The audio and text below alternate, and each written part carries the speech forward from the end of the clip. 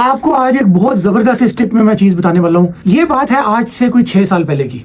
एक कस्टमर ने मुझे यूके से ऑर्डर, मेरा सबसे ज़्यादा अबाया यूके में जाता था क्योंकि यूके में ट्रेंड वही चल रहा है जो हमारे पाकिस्तान में है। सबसे ज़्यादा अबाया हमारा यूके में एक्सपोर्ट होता था। और यूके के एक कस्टमर ने मुझे ऑर्डर प्लेस किया, कोई 2.5 लाख रुपए का ऑर्डर था वो, और उसने मुझे एडवांस पेमेंट 60,000 रुपये भेजी। उसने मेरे अकाउंट में अगले दिन ही 60,000 रुपये भेज दिया और मुझे कहा मैंने आपको 60,000 रुपीज़ भेज दिए।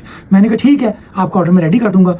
अब उसके बाद मैं उसको मैसेज कर रहा हूँ, उस कस्टमर का कोई रिप्लाई ही नहीं आ रहा। मैं परेशान, हफ्ता गुजर गया, 10 दिन गुजर गए।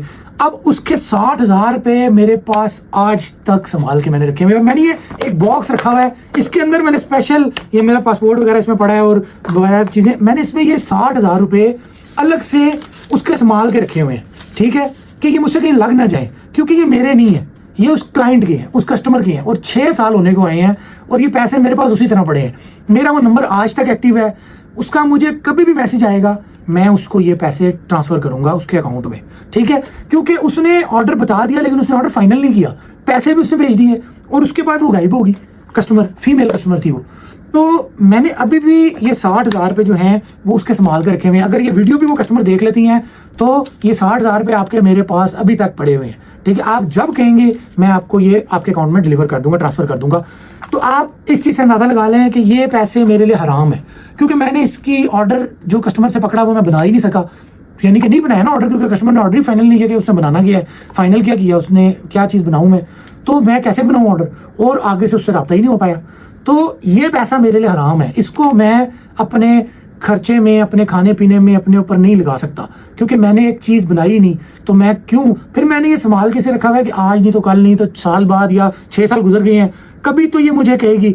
अगर आखिरी टाइम फिर मेरा ये होगा कि अगर मुझे ये ना मिली तो मैं ये अल्लाह की राह में वक्फ कर दूंगा पैसे, क्योंकि ये मेरे नहीं है। इससे उसको भी स्वाब मिल जाएगा और मुझे भी स्वाब मिल जाएगा। अब मुझे नहीं पता वो कस्टमर किधर गई, और फिर कुछ ऐसे बाद प्रॉब्लम ये होगी मेरे से वो नंबर भी डिलीट हो गया, क्योंकि मैं चैट्स डिलीट कर रहा था, लड़का चैट्स डिलीट कर रहा था, उसे सारी चैट डिलीट कर दी और उसमें इनका नंबर भी डिलीट हो गया, यानी कि मैं उनसे रब्ता भी नहीं कर पाया, मेरे पास नंबर भी इनका मिसप्लेस हो गया।